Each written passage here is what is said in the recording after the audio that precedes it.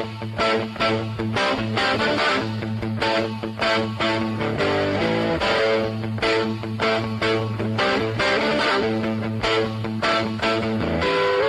welcome back to The Price of Business. Bill Napick sitting in for Kevin Price.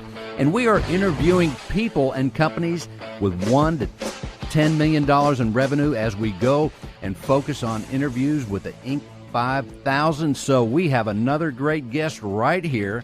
He is Tom Truitt. He is with Open Systems Technology Corporation. Tom, thank you and welcome to the show. Thank you for having me, Bill. Pretty exciting. Tom, tell people about your business. Tell people about Open Systems Technology Corporation. Yeah, we've been in business since 1996, serving the Fortune 5000, as well as government entities in the federal government. We do custom software development. We provide cybersecurity services. We do a lot of greening efforts where we're trying to cut down on the power consumption and some of the technology that the government is using so they can save in their budgets. Well, that's a lot of stuff, especially when you get into security. That in itself is so fascinating when we deal with the government. Yeah, as you've seen, there's been some big breaches in OPM and some other areas, and we're targeting to help those entities to shore up their infrastructure. The problem is today is, you've got a lot of people that are penny wise and a pound foolish. They're trying to green all the positions, people that are supporting them, and what it leads to is the integrity of a lack of integrity of what gets done because the people just don't know any better. They don't have the experience, and that's where we come in. We provide that experience. We don't just provide people and knowledge, but we provide results. That's what I try to sell. Our company biggest thing is we guarantee our results. We only want your business if you're satisfied with the results that you get. Well, that's so awesome because results are really what it's all about, and that's, I'm sure, why you've been in business for so long. What are some of the other things that come into play, Tom, when you're working with the government like this in such an important way? Yeah, one huge thing is, you have to work every environment's different. You have to work at the level that your customer is. Some of them are very, very smart. They try to tell you, give you some ideas about how they want things done. Some of them are not so in tune with technologies available and how to make use of them, or the processes they need to institute to make things work effectively and efficiently. I mean, listen, we're spending our own money. We're spending the government's money, which is the people's money. So we're trying to do it in a way that has integrity, and that, sometimes the acquisition side of the government, they're not as experienced as contractors like myself and my company, Open Systems. So we provide them the expertise to get it done the first time, not redoing things. Because in the government, we find a lot of people that don't have experience. They get a low price product, they keep redoing it, and eventually they come to us and say, hey, we can't do this anymore. Because that's kind of our niche is, hey, we take them to where they need to be the first time. And in the government, that's very, seems to be a systemic problem with not getting the result you want the first time. And I'm sure, that all your listeners can appreciate that we need to get it done right the first time. Indeed, the first time. It's so important. Now, also, as you're in the technology business, I would think one of the challenges for anyone in that profession is technology is ever changing. How does your company stay on top of the technology, and in the way that you're able to be good stewards for the government money and that we all pay for, right? Yeah, I appreciate that question.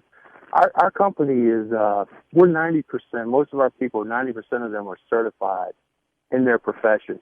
Not only certified in what they do, but also looking forward to like cloud computing, data center virtualization, greening, that kind of stuff. We're very in tune with staying on the leading edge of different technologies that our customers can use. What happens is a lot of companies, they go to that point of, hey, they invest in all this bleeding edge stuff, the stuff that, well, it may or may not be useful, and then all of a sudden they try to sell that into their customer space, and before you know it, they spend a lot of money figuring out that, hey, the customer does, that this doesn't work. So we have to be very careful in how we position ourselves to the customer to make sure that, hey, again, we're spending mostly the government's money, okay? That's our client base. So we need to make sure they get the best result the first time. And we're investing in the future. We're investing in our employees. We're investing in training them and getting them the proper certifications and training they need to be the best they can be. Well, Tom, tell people how did your company evolve? What was it about this profession that got you into it? Well, I have an engineering background. I graduated from Virginia Tech in 1990, and I started doing consulting business on my own, just one person show. And I saw a need. I saw a need for a lot of times people are very cost conscious, but they're not quality conscious. I saw the need for quality and results. And a lot of times in the government sector, we have this term called butts in the seats, where the government wants to hire a lot of people, even though they might not be the right people. And I saw the need. I think we see that a lot in the government, but yes. Yeah. It's like we're not trying to sell you quantity. We're trying to sell you quality. We're trying to sell you results, because we're working for ourselves, we're working for the U.S. government, the people of this country, and they deserve the best. And I saw the need to create a quality company that can, we're not specifically only profit oriented, we're quality oriented. That's what's making us grow. It's quality. The profitability is going to come as a result of, as an outcome of the product you deliver. It's going to come. But if you focus entirely on money and profitability, you're going to be stuck in the mud for a while, if not forever. I've tried that model too a little bit when I was younger. Now that I'm older and more mature, quality and what people think about you and your brand and who you are and your integrity is number one. That's right. And also, when you're talking about working with the government, certainly there's a special set of skills a company has to have, because there are complications just I would think, in doing the jobs, getting the jobs for the government. It's an art to deal with the government, I would think, in a business way. Yeah, you don't know how right you are. I'm just guessing, but I think I'm right about that. Here's the deal.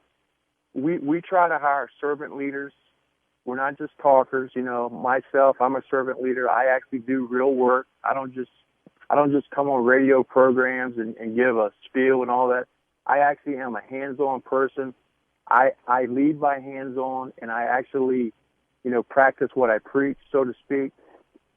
And dealing with the government, they expect a lot more from us. They expect a lot more, sometimes more than we can give in the period of time they want to receive it.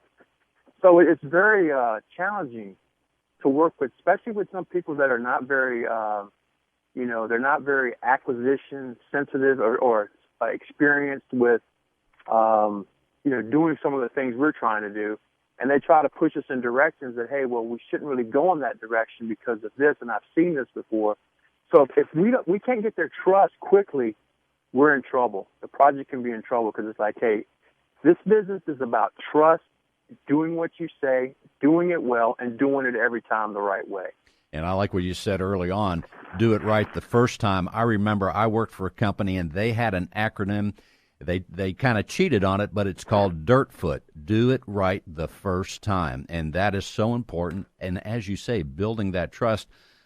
I'm feeling better that the government's in good hands, as you are their stewards, helping them along the way after this phone call, certainly. Tom, would you tell people how they can learn more in your website, please? Yeah, you can go to our website, www.ostcorp.net, and you can learn about our business. You can learn about the management of our company. You'll also learn about our stewardship, our corporate stewardship, where it relates to wounded warriors or other programs that we're involved with. We're good stewards of what God has given us, and we're very appreciative, and we don't take it for granted. Any customers we have, we treat them as family, as well as our employees. And the bottom line is we're trying to do, the best we can with what God has given us. Indeed. And one more time on the website, Tom. www.ostcorp.net. Thank you so much, Tom Truitt with Open Systems Technology Corporation. Thank you, Tom. Thank you. We're going to take a short break and come right back. This is Bill Napick sitting in for Kevin Price on The Price of Business. Stay tuned. We have much more.